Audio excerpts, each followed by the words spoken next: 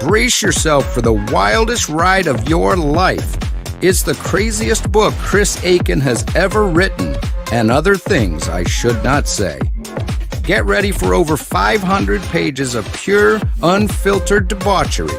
From his military years, Chris Aiken spills the shocking stories of sex, partying, violence, and the stuff that's so wild it's probably illegal. You've heard the tales on the Classic Metal Show, but never like this. Don't wait. Get your copy now at chrisaiken.net before the censors try to shut it down. Hi, I'm Wesley Ewer, and I played Will Marshall on Land of the Lost. And I'm here with it's my dead Sleestak, because, this is just his skull. And you are listening to The Rock and Shock Show. Enjoy.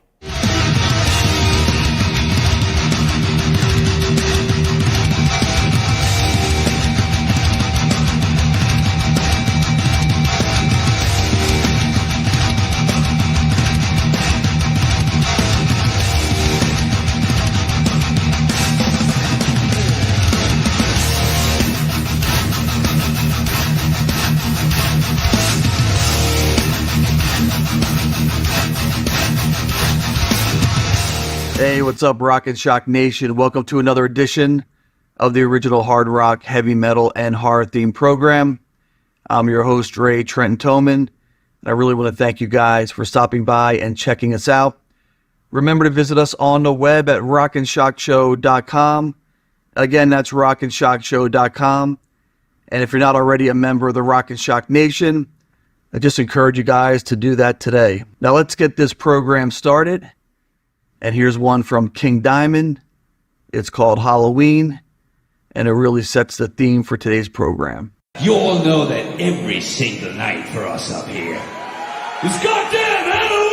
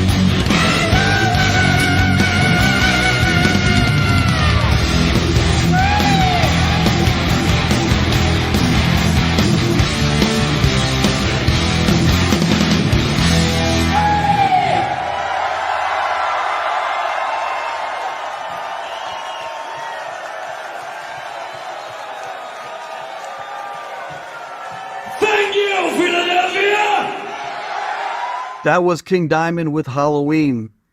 And it shouldn't come as a surprise to anyone that Halloween is my favorite holiday.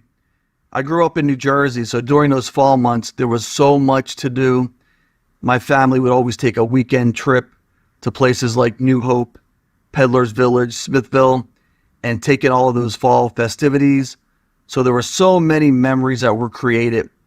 And then I moved my own family to a little town in South Jersey, and we were surrounded by these really amazing farms where we had our apple cider donuts, took our hay rides, apple picking, pumpkin picking, and then the farms would transform into these haunted farms. So a lot of great memories from the fall, and I'm still looking to build even more memories with all of you guys. So now, as my favorite season is fast approaching, I thought I'd do something a little different on today's program. And this actually came out of a conversation I had with a friend yesterday. He came into my office and we were just talking about like the cult classic things from the 70s and 80s. Yeah, I'm supposed to be working, but I'm talking about the things that I love. And we were talking about Kojak. Kojak came up, and that kind of caused him to remember something that he saw, and he shared it with me. And it was this paranormal story that Kojak, or Telly Savalas, was sharing. And it kind of spurred this idea. You know what? I want to do a show that kind of gets us excited for the fall season, for Halloween. And I want to share some of those stories with you. So I went, checked the internet, found some really cool stories I think you guys will enjoy. And I'm going to start the program off with the Telly Savalas story. We listen to bizarre and supernatural stories told by friends and strangers, maybe with a little grain of salt. But now and then, someone so prominent we can't ignore comes forward, as in this story. It happened on Long Island, New York, to a very famous man. Now, what I'm about to tell you is true if you want to hear it. I do want to hear You do want to hear it, then I'll tell you. I was never superstitious. I'll give you a ride. But then something happened in my life which scared the hell out of me. And for something like that to happen to me is something that I can't understand to this day. God knows how many years ago. Let me think now. 58, 59. It's a lot of years ago. Now, I just left off a date. Beautiful young girl since left us. And it's about 2 o'clock in the morning, and I'm going home to Long Island after dropping her off. And as would happen, I ran out of gas. And I go into this White Castle restaurant. I says, is there a gas station open? He says, yeah. He says, you walk through the woods there. He says, get on the Grand Central Parkway, take it to the Cross Island Parkway. He says, and the gas station there open all night. Okay. So I am, start walking through the woods, a wooded area, not the woods, going up, and as I'm doing that, I hear a voice say, I'll give you a ride.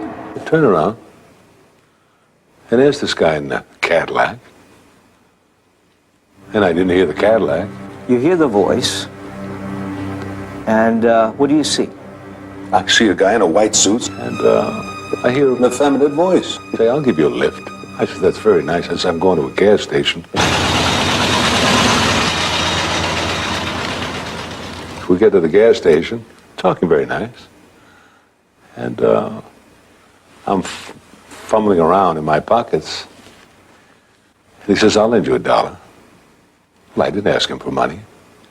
And the truth is, I was broke. And I said, well, look, I says, I work for the State Department, and, well, anyway, give me your name and address, all right? Allow me to mail it to you, because I'm very embarrassed. Anyway, I go there, I get a can, pay for the gas. And we start driving back to my car to put the gas in the car, and I thought that was very nice of him. And then in the clear blue sky, he says, I know, I'm not going to mention the name, I know so-and-so. And it's a baseball player. We weren't talking baseball. Oh, I said, who's he? He says, well, he's a Utility infielder for the Boston Red Sox. Oh, it's so bizarre that he would say it in the spookiest voice I ever heard. He kept driving, get to my car, put the gasoline in. He pushes me to get it started. My car starts. I thank him very much. All in all, it's a very lovely experience to meet someone to help you out like that. No incident whatsoever. Go home, go to work in the morning, get out in the afternoon, this headline in the then Journal American. So-and-so dead. The guy he mentioned in that very spooky voice, age 20-some-odd, young ball player, under very mysterious circumstances. Autopsy and all that stuff. I said, God, what a frightening coincidence. I go home and I says, hey, Ma, isn't that funny? My mother, I think, was part witch. I explained it to her. She says, well, yeah, Telly, strange things that do happen. I said, but. And then I had a piece of paper for me to send a buck to. I look at it, and there besides the address is a telephone number. Okay. Pick it up and I call the number. Jimmy's Bar. Oh, I said, well, can I speak to Mr. Cullen, please? Oh, Mr. Cullen, just a minute. Woman gets on the phone. Who's calling? Hi, may I speak to Mr. Cullen, please? He's not here. Well, when do you expect him? Who is this? I says, well, I was with Mr. Cullen last night, and he gave me this telephone number, and he said I could reach him here. She says... Look, you son of a bitch, I don't know what you're talking about. You're talking about my husband, and he's been dead for 2 years. Anyway, I wouldn't let it go. I did get in touch with the woman again.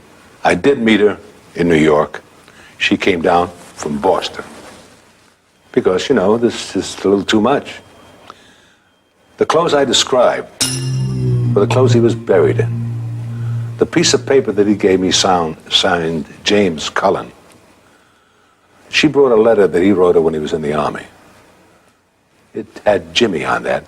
Outside of that, the signature is identical. There was only one thing that was different. I said he had a high voice. She said, oh, no, she said. He had a deep voice like yours. Oh. Then it meant he killed himself. This way, right through the voice. Box, whatever. Anyway, this story happened to a guy like me, and as I say, it's been haunting me now close to 40 years. Now, this next story comes out of Hawaii.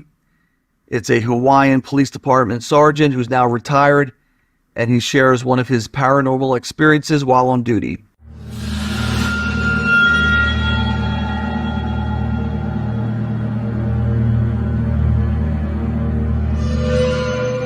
And I could hear footsteps in front of me. What are you guys doing here this late at night? And it was like an eerie feeling. Everything went like dead quiet.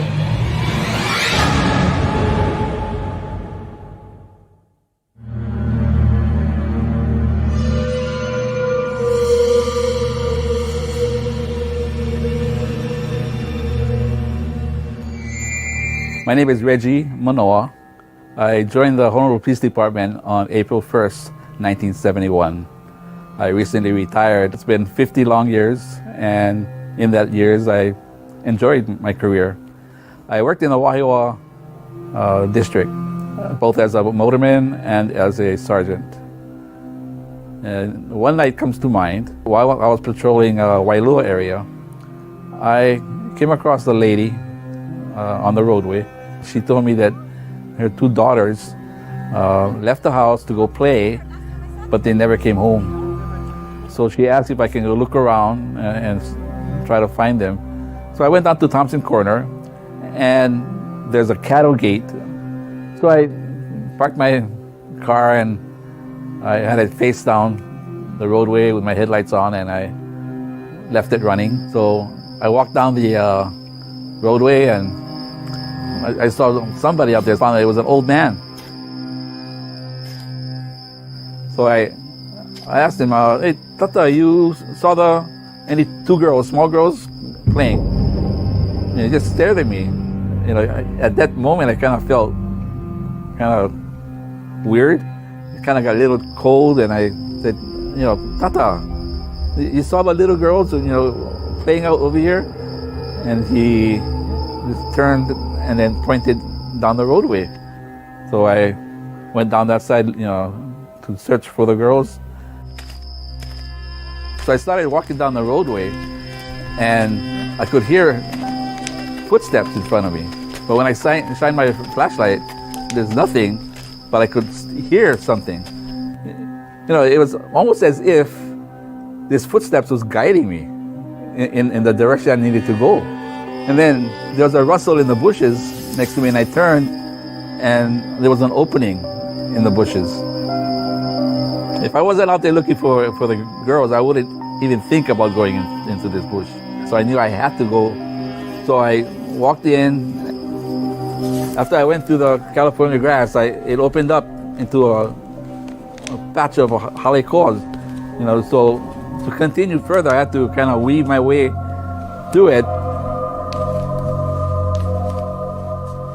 And right in front of me was the structure of a old building, and it was in ruins. There was rock walls, and I didn't even know it existed.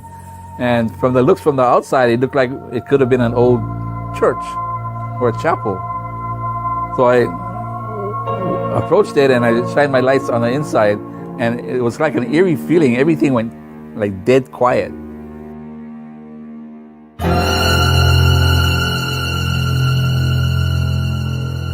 And I heard what I thought was whispering, human whispering. So I knew I had to go and check because, we're looking at two little girls here. So I went to the holly core, and I came to an opening in the holly core. It ended, and I found myself in the middle of a graveyard. And the two little girls was there. So I asked the girls, what are you guys doing here this late at night? And the girl said, well, we're just playing in my great-grandfather's graveyard. So I got the girls together, and I said, you guys got to come with me. So we walked out through the trail that I came through, and back out into the roadway, and headed out towards my vehicle. And on the way, as we passed where I saw the old man, I wanted to find him and thank him for helping me. And I looked around and shined in the bushes, and he was nowhere to be found.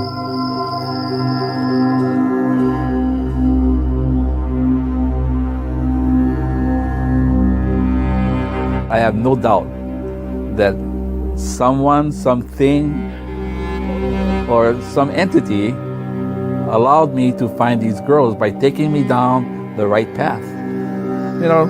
Maybe it was the great-grandfather that wanted me to find the girls and get them home safely. Until this day, I still feel that I had help.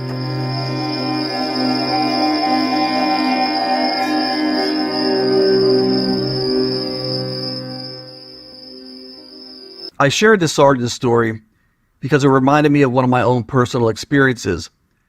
I do believe that we can have encounters with those who have left this world, departed friends, family members. It's really hard to put into words how this can happen. I believe we are dimensional beings, and when the conditions are right, we can see into that fourth dimension. And even the Bible talks about this. But the story I'm going to share is not a scary one at all. And it happens to involve family members. When I first began dating my wife, Jennifer, her grandparents had already passed away. She never knew her father, so the only grandparent she had was on her mother's side. Her grandfather actually passed away in his early 30s, and the grandmother had to raise the entire family, including Jennifer. So Jennifer and her grandmother had this really special bond, and I believe her grandmother passed away sometime when Jennifer was in high school. So the only knowledge I had of her grandmother was through pictures, and I never saw a picture of her grandfather. So now we're going to fast forward. Jennifer and I are married, and Jennifer's pregnant with our first child, Jacqueline. So we went to bed one night, and I get up about 3 o'clock in the morning. And when I get up, I'm kind of startled. I'm not scared, but I'm startled. And I look over and I see this couple that are standing over my wife and are looking down upon her. And there was such a peace and a calm about them. And I actually saw them smiling. And they were just both, for those few seconds, just looking at her. And there was such a peace and calm. I didn't have enough time to even wake Jennifer up because I believe I was like in this haze. I didn't know if I was dreaming or not. And then they just vanished. So I didn't want to wake Jennifer because, again, she's pretty along in her pregnancy. In fact, the next day she had Jacqueline. So in the morning, Jennifer wakes up, was just calmly telling her, Jen, I think I met your grandparents last night. I saw this couple. And I said, I know from the pictures it was your grandmother. And I described the woman that I saw. And then I began to describe her grandfather. And there was something very, very noticeable about him. He was wearing like this Carhartt blue jean outfit. And I told that to Jennifer. And she said, wow, that's what my grandfather wore in all the pictures. He always wore that type of an outfit. So I thought that was pretty amazing. And like I said, that day, Jennifer had Jacqueline. So I believe they came that night. They knew she was going to have the baby, and they just wanted to see her, and they saw her together. So it was a pretty incredible moment, and I know it to be true. I don't think it was a dream. I described too much that really showed it was her grandfather. Anyway, just wanted to share that with you guys. No Rock and Shock show would be complete without a scary story from someone in the metal community. And this next video is from Black Sabbath. How appropriate is that? We've always, within the band, said there is a fifth member, a mystical member, yeah. We've always said there's something looking over us. I don't know what it is, the invisible, I don't know what, binding that keeps us together. And the only way that I can describe that, probably in its best, the best way for me is that when we were playing our first songs together, and especially our first the first 3 albums, for instance, we would literally show up in a room, and it was almost as if the songs were already written. When we first wrote this sort of music, we didn't even know what we were doing, and we were, oh God, we like this, it's strange, but we like it. Because we went from playing blues to this suddenly writing, Wicked World and Black Sabbath were the first 2 numbers we wrote, and now, Black Sabbath, is quite an unusual song. That's why I like to call Black Sabbath a phenomena, rather than a band, a roll band. There's a phenomena involved there where that stuff just comes from somewhere, and it just so happened that we happen to be the ones that it came to, or whatever. I hope you guys enjoyed today's episode. I would love to do more programs like this, so I encourage you to share with me your scary stories, your paranormal encounters.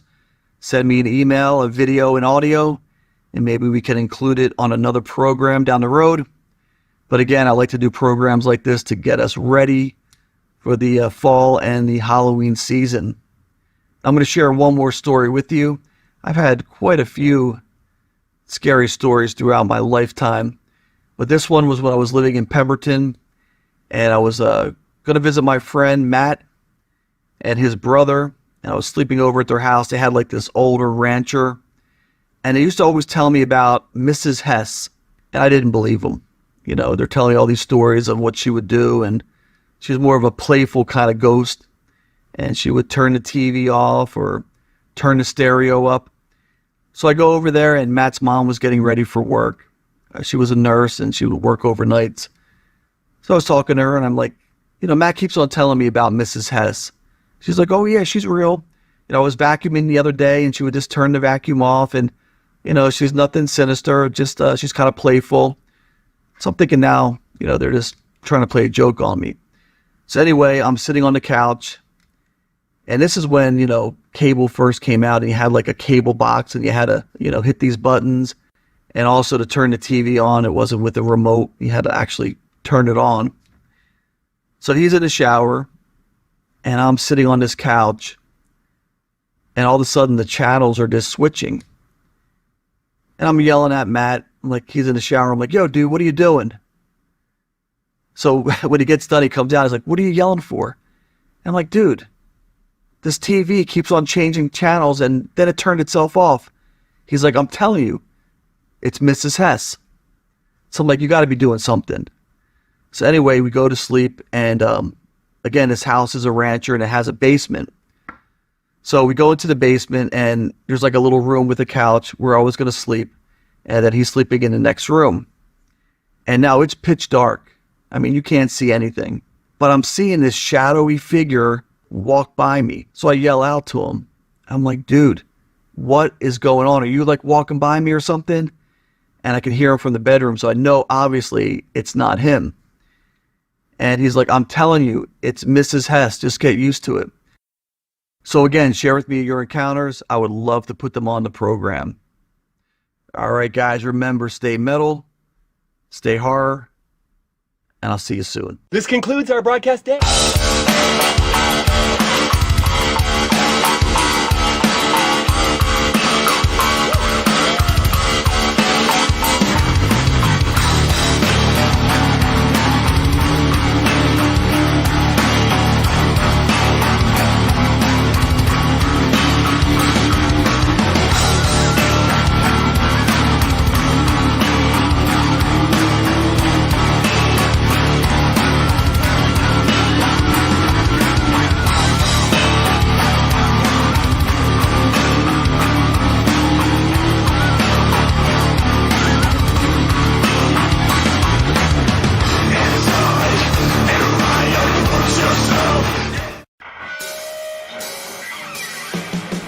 It's the album that changed everything, Metallica's Black Album. In Cause and Effect, Metallica, author Chris Aiken takes you back to the lead-up, the release, and the shockwaves that followed. Relive the moment that divided fans, reshaped heavy metal, and turned commercial radio on its ear. With insider stories and personal memories from rock critic and radio personality Chris Aiken, this book is a backstage pass to one of rock's most iconic moments. Get your copy now at chrisaiken.net or on Amazon. Don't miss out on this epic journey through heavy metal history.